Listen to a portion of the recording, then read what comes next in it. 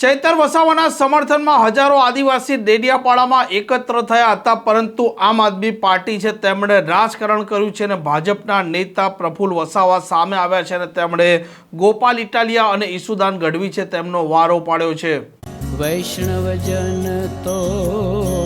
તેને કહીએ જે પીડ પરાઈ જાનાને રે।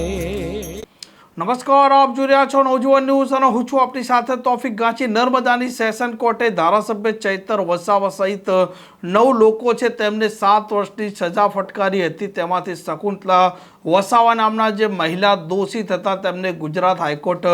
જામીન આપે છે અને તેનું કારણ હતું કે તેમના સાથે 18 દિવસનું બાળક હતું। જામીન અરજીમાં રાજ્ય સરકારના વકીલે વિરોધ નહોતો કર્યો, તે કારણસર ગુજરાત હાઈકોર્ટે શકુંતલા વસાવાને જામીન આપ્યા હતા। પરંતુ ચૈતર વસાવાના સમર્થનમાં ડેડિયાપાડામાં હજારો આદિવાસી લોકો એકઠા થયા હતા અને ચૈતર વસાવાનું સમર્થન કરવાનું હતું અને તે દરમિયાન સ્ટેજ પર દેખાય છે આમ આદમી પાર્ટીના નેતા ઈસુદાન ગઢવી અને ગોપાલ ઇટાલિયા અને અન્ય નેતાઓ, અને ત્યાર પછી ભારતીય જનતા પાર્ટીના નેતા અને આદિવાસી સમાજના આગેવાન ડૉક્ટર પ્રફુલ્લ વસાવા પણ હવે મેદાનમાં આવ્યા છે અને તેમણે આમ આદમી પાર્ટીના આ નેતાઓની હાજરી છે તેને લઈને સવાલો ઊભા કર્યા છે, કેમ કે આંદોલન અને સભા હતી આદિવાસી સમાજની, તો આ નેતાઓ અહીંયા શું કરવાયા હતા, કેમ તે રાજકારણ કરી રહ્યા હતા।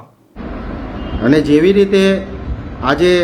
ચૈતરભાઈ વસાવાના માટે એવું કંઈ છે નહીં કે કોઈ બીજેપીના આગેવાનો હોઈએ કે અમે તો આ જે છે કે જે કંઈ બી છે અમે અમારા તરફથી પણ જ્યાં સરકાર લેવલે જ્યાં કંઈ વાતચીત કરવાની અમે બધે રજૂઆતો કરી છે, પરંતુ ચૈતરભાઈ વસાવા, વર્ષાબેન અને આમ આદમી પાર્ટીના લોકોએ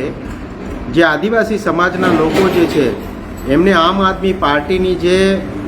કરતૂતો છે, આમ આદમી પાર્ટીના આ બધાની જે મનસાઓ છે એ કદાચ આપણે સમજી નથી શકતા અને એટલા માટે ઈસુદાનભાઈ જેવા, ગોપાલભાઈ ઇટાલિયા જેવા અને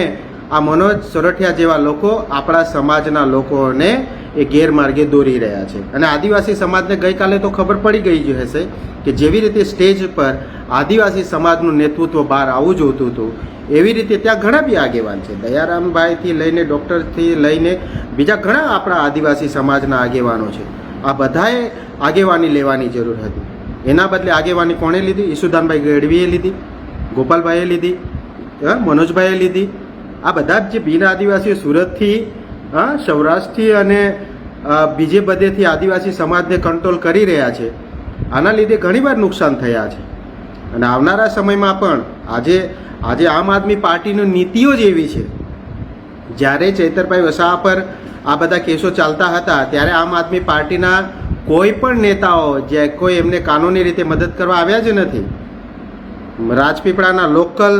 વકીલો જે છે એ આ કેસ લડ્યા છે અને આજે એનું નુકસાન તમને થયું છે। આજે આપણા સમાજના લોકોને આ જ વસ્તુ છે કે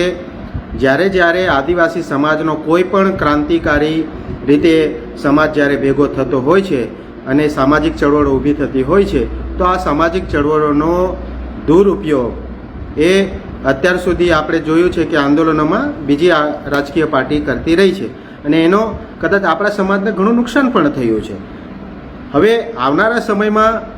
જ્યારે પણ આપણો સમાજ આવી રીતે જ્યારે ભેગો થાય છે તો આપણી એ જ અપેક્ષાઓ છે જો કે જેવી રીતે આ સમાજના લોકોને ગેરમાર્ગે દોરો છો, જેવી રીતે નર્મદા તાપી પાલિંગ યોજનાના આંદોલનને નુકસાન થયું છે એવી રીતે અહીં પણ આ નુકસાન મોટું થવાનું છે આવનારા સમયમાં। કેમ કે ઈસુદાનભાઈ ગઢવી જે છે એ ક્યારે પણ બોગસ આદિવાસી સર્ટિફિકેટમાં ક્યારેય આદિવાસી સમાજની સાથે નથી રહ્યા, ઉલટાનું એ આદિવાસી સમાજના વિરોધમાં રહેલો માણસ આજે આદિવાસી આંદોલનનો નેતૃત્વ કરવા દોડી આવે છે। આજ દિન સુધી મનોજભાઈ સોરઠિયા હોય કે ગોપાલભાઈ ઇટાલિયા હોય એ આદિવાસી ખોટા બોગસ સર્ટિફિકેટ હોય છે ક્યારે આદિવાસીઓનું નેતૃત્વ નથી કરતા, ક્યારે ભીલ પ્રદેશ મુદ્દે એ લોકો આંદોલનમાં સમર્થન સુધી નથી આપતા, તો પછી આદિવાસી નેતૃત્વ આદિવાસીઓના આટલા મોટા આંદોલનનું આવા લોકોના રવાડે, આવા લોકોના હાથમાં કેવી રીતે આ સમાજ આપી શકે છે? એટલે આદિવાસી સમાજે ગઈકાલના આંદોલનની ખાસ નોંધ લેવાની જરૂર છે અને આ નોંધ ચૈતર વસાવા સુધી પણ જાય અને એમને પણ ખબર પડવી જોઈએ કે આદિવાસીઓનો જ્યારે અલગ નેતૃત્વ ઊભું થતું હોય તો એનું સંચાલન એ આદિવાસીઓના હાથમાં રહેવું જોઈએ. અત્યાર સુધી આદિવાસી સમાજના લોકોને જ્યારે બી આવી રીતે છેતર્યા છે તો એનું નુકસાન એ આદિવાસી સમાજને થઈ રહ્યું છે. અને આ આંદોલનમાં આદિવાસી નેતાઓને જ, ભલે બીજેપીના આદિવાસી નેતાઓ છે, પણ તો તમે એમને એટલી ખરાબ રીતે એમને ટાર્ગેટ કરવામાં આવ્યા છે જાણે આદિવાસી સમાજના ભાજપમાં જોડાયેલા નેતા આ સમાજના વિરોધી હોય એવી રીતે ત્યાં આ બિન આદિવાસીઓ બહારથી આવીને તેઓ નિવેદનો આપીને ગયા છે. ગુજરાતની અંદર જેવી રીતે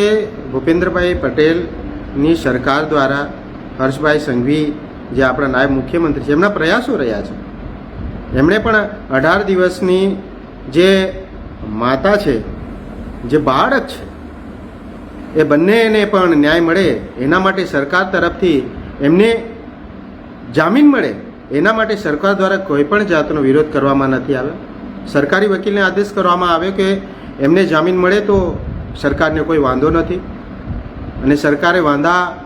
અરજી રજૂ નહીં કરી એટલા માટે આજે 18 દિવસનું બાળક જે છે એની માતા સાથે જેલમાંથી બહાર આવ્યા છે. તો ગુજરાતની સરકારનો પણ આપણે બધાએ પણ આભાર માનવો જોઈએ. અને સાથે સાથે આપણે એ પણ સમાજને અને ચૈતરભાઈને એ પણ મેસેજ આપવા માંગીએ છીએ કે જેવી રીતે આમ આદમી પાર્ટીની જે નીતિઓ છે હજુ પણ તમે સમજવામાં ભૂલ કરો છો, અને આમ આદમી પાર્ટીનો આ જ નીતિઓ આપણી ઉપર ખોટા કેસો કરાવતી હોય અને આપણને ક્યારેક આ કાનૂની રીતે સકંજાઓમાં આપણે બધા ફસાઈ જતા હોઈએ છીએ. અને કદાચ આ પાર્ટીઓ તો ખસી જતી હોય છે, પરંતુ એનો ભોગ જે છે આજે ચૈતરભાઈ વસાવા સાથે બીજા અન્ય લોકો પણ એનો ભોગ બન્યા છે. એટલે આમ આદમી પાર્ટીની આવી હલકી જે રાજનીતિ છે એ રાજનીતિને આદિવાસી સમાજ આવનારા સમયમાં ઓળખે, સમજે એ જ અમે વિનંતી કરીએ છીએ. બાકી આવનારા સમયમાં જો હજુ પણ આવી રીતે જ જેવી રીતે આદિવાસીઓને આગળ કરીને આ બધા નેતાઓ બધા બની બેઠા છે અને અમે આદિવાસી સમાજના બોસ છે, અમે આદિવાસી સમાજને કે એવી રીતે આંદોલનો થશે એવી જે માનસિકતા ઈસુદાનભાઈ ગઢવીની, ગોપાલભાઈ ઇટાલિયા અને મનોજભાઈ સોરઠિયાની બની ગઈ છે, તો આદિવાસી સમાજે પણ હવે નોંધ લેવાની જરૂર છે. અને ચૈતરભાઈ વસાવા અને વર્ષાબેને પણ નોંધ લેવાની છે કે હવે જો આવી રીતે તમે આદિવાસી સમાજને આવી રીતે જો છેતરશો તો કદાચ આ સમાજ આવનારા સમયમાં તમારી સાથે પણ નહીં ઊભો રહે. કારણ કે છેતરાયો છે ગઈકાલે આદિવાસી સમાજ ડેડિયાપાડાની અંદર. એટલે અમે તો ખાસ જે આદિવાસી સમાજના જે આગેવાનો છે, જે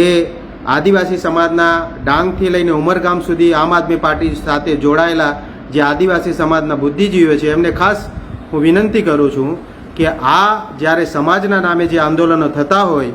સમાજ જ્યારે સમાજની રીતે જ્યારે ચૈતરભાઈ વસાવાને જ્યારે મદદ કરવા આવતો હોય તો એવી જગ્યાએ રાજનીતિ કરવાનું છોડો અને આ ઈસુદાનભાઈ ગઢવી છે, ગોપાલભાઈ ઇટાલિયા છે અને મનોજભાઈ સોરઠિયા જેવા લોકો જે આદિવાસી સમાજના એકતાને તોડવા માટે, આદિવાસીને સંવેદનાઓ સાથે ખેલવાડ કરવા માટે જે આવા લોકો જ્યારે આવી રીતે આંદોલનનો દુરુપયોગ કરીને આ માત્ર ને માત્ર રાજનૈતિક ફાયદાઓ જ્યારે જોતા હોય તો આવા લોકોને આવનારા સમયમાં આદિવાસી સમાજના આંદોલનોથી દૂર રાખો, અને તો જ આ સમાજની એકતા અને સમાજની સંવેદનાઓ અને સમાજની અખંડિતતાઓ કાયમ રહેશે. બાકી આવનારા સમયમાં આવી જ રીતે આ રાજકીય પાર્ટીઓ